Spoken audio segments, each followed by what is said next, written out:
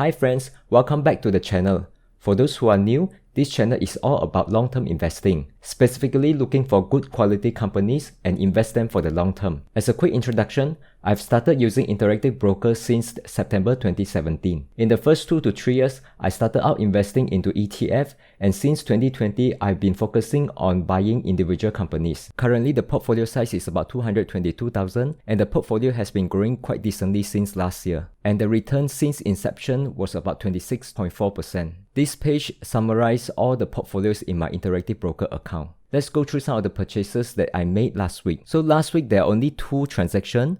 One is on Amazon, and then second one is on TSMC. And for today's video, I will be covering Amazon, and I will leave TSMC for another video. Let's jump right in. Just a quick introduction on Amazon. So Amazon is a US tech company that focuses on e-commerce, cloud computing, digital streaming, and artificial intelligence. So along with Google, Apple, Microsoft, and Facebook, these are the big 5 companies in the US tech industry. So in today's video, I'll be covering why I bought Amazon and why Amazon is my top holding right now. So the number 1 reason is Jeff Bezos' leadership and Amazon culture. Reason number 2 is business strategy. Reason number 3 is innovation and invention. And reason number 4 is that I think that there's still a long runway for Amazon. Let's get to the detail for each of these. So the first one, Jeff Bezos' leadership and Amazon culture. So this is the annual shareholder that was published by Amazon last year. If we scroll down, you can see that every year when Amazon released their annual shareholder letter, they always attach the 1997 letters.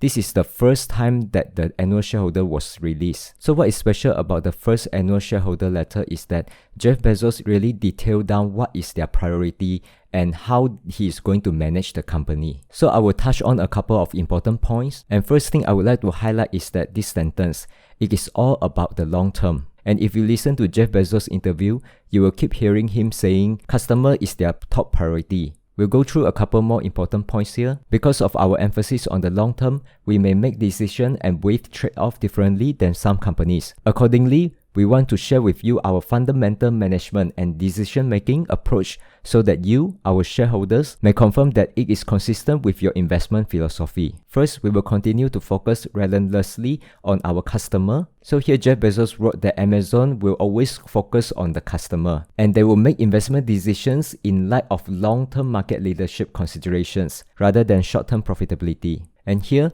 we will make bold rather than timid investment decisions. So this point here just stress that they will keep invest on behalf of their customer. And the next one, when forced to choose between optimizing the appearance of our GAAP accounting and maximizing the present value of the future cash flow, we will take the cash flow. There are many companies out there that actually focus a lot on their GAAP accounting because they always want to meet the expectation and show good quarterly results. However, for Amazon, when they make a decision, they will always focus on the future cash flow. So for typical companies, before they make an investment, they will look at what is the impact to their accounting. They might consider to defer the investment in order to meet their quarterly earnings target. For Amazon, they will not have any problem to spend money to make sure that they maintain their leadership position. So there are still many details in the letter. I will go through all of them. For example, obsess over customers and so on. So when I read the annual shareholder letter, I do really feel that Amazon's philosophy really in sync with my philosophy. This is why I like Amazon so much. Next, let's talk about the business strategy.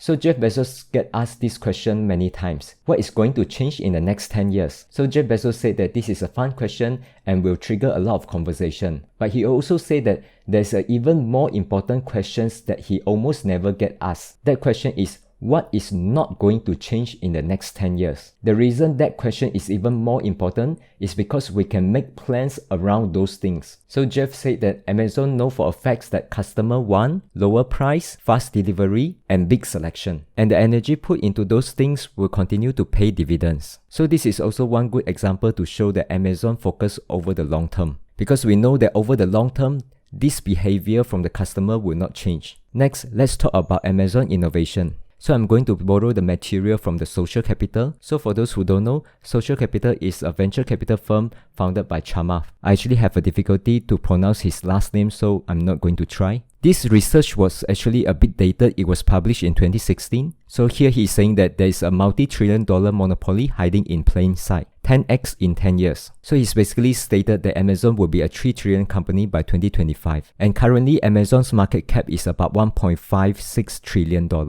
So I won't go through all the details. I just want to focus on this slide. So here is stated that Amazon has invested 18 billion over the past 10 years.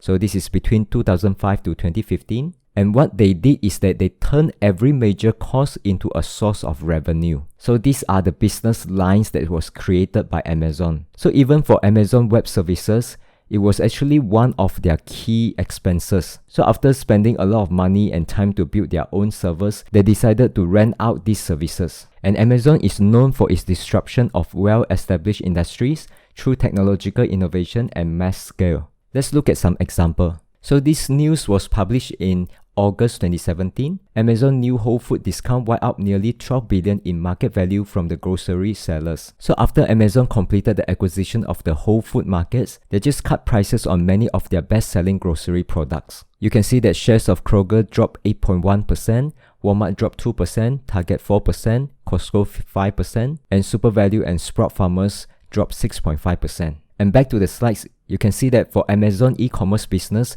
the delivery is always a big expense component. So what Amazon did is that they invest heavily into their own delivery service. This news came out in 2020 September. Amazon is rapidly adding planes to its air fleet, inching closer to UPS and FedEx. And just 2 weeks ago, Amazon announced that they are buying Boeing jets from Delta, WestJet as aircraft prices drop. If I understand correctly, Amazon delivery only serves their own e-commerce business, and many people believe that Amazon will offer the delivery services to external clients in the future. Here is another example. In late 2020, Amazon launches pharmacy business, and other pharmacy business like Walgreens immediately dropped 9%. So you can see that Amazon is a company that many other companies fear because of their innovation. There are so many to talk about regarding Amazon innovation, for example like Alexa, Amazon Echo, and so on. Maybe I will cover those in the future. The fourth reason I'm buying Amazon is because I believe there's still long runway for Amazon to grow. Let's quickly talk about the e-commerce business. So look at this article from Benedict Evans. Amazon has about 35% of US e-commerce. However, Amazon competes with physical retailers as well. For example, like Macy's, Walmart, and Barnes & Noble. So Amazon's real market share of its real target market is closer to 6%. So what it means is that if we believe that e-commerce will continue to grow and Amazon is able to maintain their leadership positions in the e-commerce, there's still long runway for Amazon to grow from 6% to a much higher figures, for example like 10, 15 or 20%. And we could argue that since e-commerce is clearly going to take over a much larger share of retail and Amazon has a large share of e-commerce, Amazon's strength in e-commerce means that it will swallow everything else, even if it is only 5 to 6% today.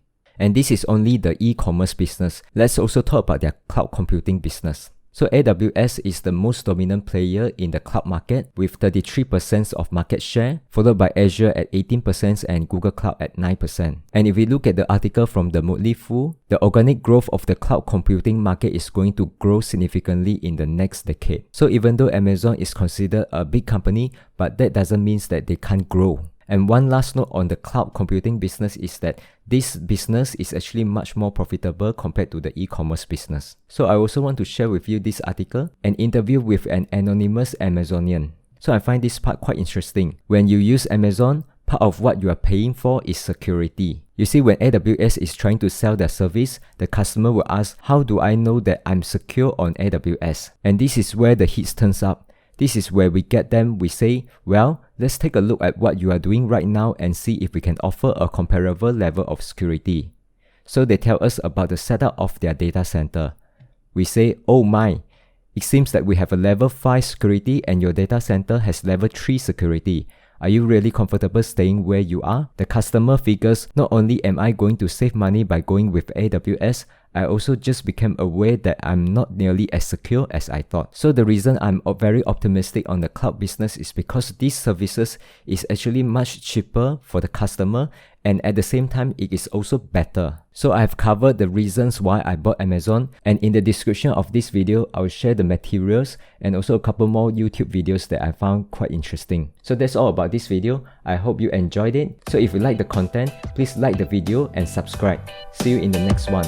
Cheers!